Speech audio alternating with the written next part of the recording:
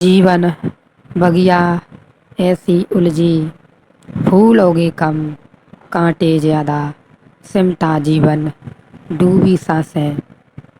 आना है तो अब भी आजा, यदि आप इस समय इतनी गर्मी के समय में भी ध्यान में संलग्न हैं तो आपका धन्यवाद। वैसे मैं आपको बता दूं, अभी इतनी गर्मी में होते हुए ध्यान को कम से कम ही करें। और आज ये अनुभव आया है कि जब आपकी सारी ऊर्जा मस्तिष्क में प्रवेश करती है, तो जब आप अंतरिम ध्यान की छड़ों में हैं, कब भी घटना घट सकती है। तो आपको बुखार की स्थिति होगी, बुखार आपसे न रह पाएगा, बुखार आप में ही रहेगा, आपसे ना हट सकेगा। फिर चाहे आप दवा लें या कुछ भी लें, इतनी गर्मी शरीर में और मस्तिष्क में बनी ही रहेगी। आंखों से आंसू आने की भी संभावना है। काफी हद तक तो यह बुखार स्वाभाविक है। आखिरी प्रश्न जनक के जीवन में एक अपूर्व प्रसंग है। भूमि से प्राप्त सीता और सीता के आसपास जन्मी रामलीला का कृपा करके रामलीला को आज हमें समझाएं। अष्टावक्र के संदर्भ में और उस सब के संदर्भ में जो मैं तुमसे कह रहा हूँ, उस कथा का अर्थ बहुत सीधा साफ है। सीता है पृथ्वी, राम है आकाश, उन दोनों का मिलन ही रामलीला है। पृथ्वी और आकाश का मिलन और रामलीला प्रत्येक के भीतर घट रही है। तुम्हारी देह सीता है, तुम्हारी आत्मा राम, तुम्हारे भीतर दोनों का मिलन हुआ है। पृथ्वी और आकाश का, मत्स्य का, अमृत का तुम्हारे भीतर दोनों का मिलन हुआ है। और उस समय जो भी घट रहा है सभी रामलीला है। राम कथा को अपने भीतर पढ़ो और जिस दिन तुम यह पहचान लोगे कि तुम न तो राम हो और न तुम सीता हो, तुम तो रामलीला के साक्षी हो, दृष्टा हो, उस दिन रामलीला बंद हो जाती है। जाना है सीता और राम के ऊपर रामलीला लोग देखने जाते हैं। वहाँ क्या खाक मिलेगा, भीतर रामलीला चल रही है, वहीं बैठकर देखो, तुमने देखने वाले बन जाओ। रामलीला देखने से कहते हैं बड़ा लाभ होता, पुण्य होता। वह पुण्य अगर मेरी बात समझ में आ जाए तो होता है। यह जो सीता और राम का मिलन तुम्हारे भीतर हुआ है, यह जो पृथ्वी और आकाश मिले हैं, यह जो पदार्थ और चैतन्य का जन्म हुआ, इसको मंच बना लो, यह होने दो। तुम दर्शक होकर बैठ जाओ, तुम दृष्टा बन जाओ, तुम साक्षी हो जाओ। जैसे ही तुम साक्षी हुए, मैंने अभी बताया ही था कि एक भीतर अपूर्व रस बह रहा है और सांस तो चल ही रही है। जो भी चल रहा है उसमें तुम केवल और केवल दृष्टा हो जाओ। तुम लीला के पार हो गए, कहीं और रामलीला देखने नहीं जाना। प्रत्येक के भीतर जन्मती है रामलीला, और जब तक रामलीला चलती रहती है तब तक संसार चलता रहता है।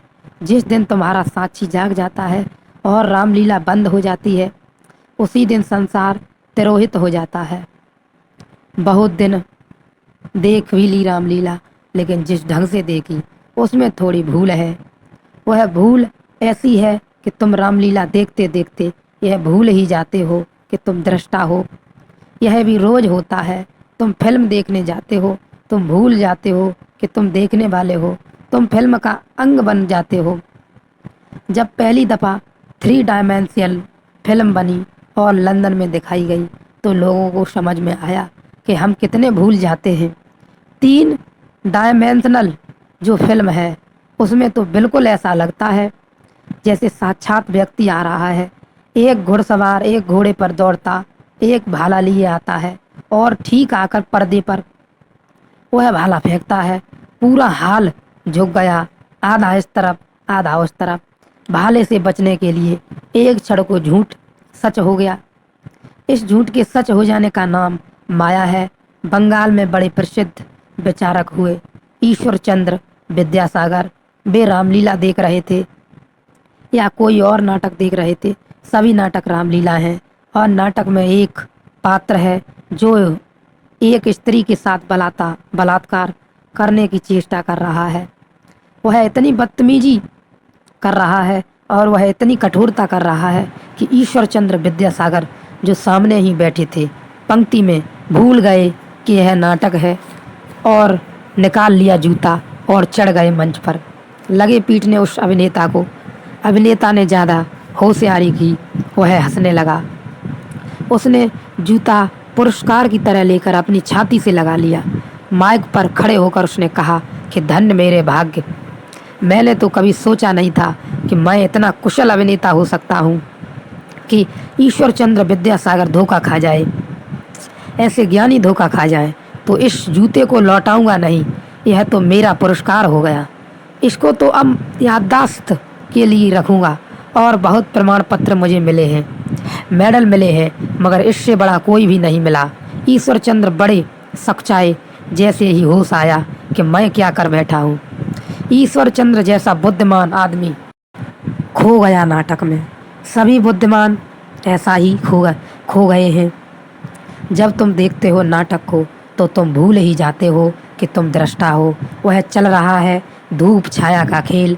मंच पर, पर्दे पर वही सब कुछ हो जाता है। ऐसा ही घट रहा है भीतर। यह जो रामलीला तुम्हारे जीवन में घटी है, सीता और राम का मिलन पर, पृथ्वी और आकाश के मिलन पर, इसमें तुम बिल्कुल खो गए हो, तल्लीन हो गए हो। तुम भूल ही गए हो कि तुम सिर्फ दृष्टा हो। करो याद, जगो। अब जागते ही तुम पाओगे कि पर्दा शून्य हो गया। न वहाँ राम है, न वहाँ सीता। खेल समाप्त हुआ। इस खेल की समाप्ति को हम कहते हैं मुक्ति, मोक्ष, निर्माण। जो आकाश और पृथ्वी की बात की है, मैं आपको बता देना चाहता हूँ। एक तो आपका शरीर है जो है पदार्थ, और एक उसमें जो एक रस जन्मा है जो आप ध्यान कर रहे हैं। उस समय से सारे शरीर की ऊर्जा सबसे नीचे चक्र से उठकर मस्तिष्क में प्रवेश कर रही है। वह है चैतन्य। इस चैतन्य और पदार्थ में तुम इसके दृष्टा हो, न कि इसमें खो जाना है। जैसे ही तुम इसमें जागे कि शून्य में उपलब्ध हुए,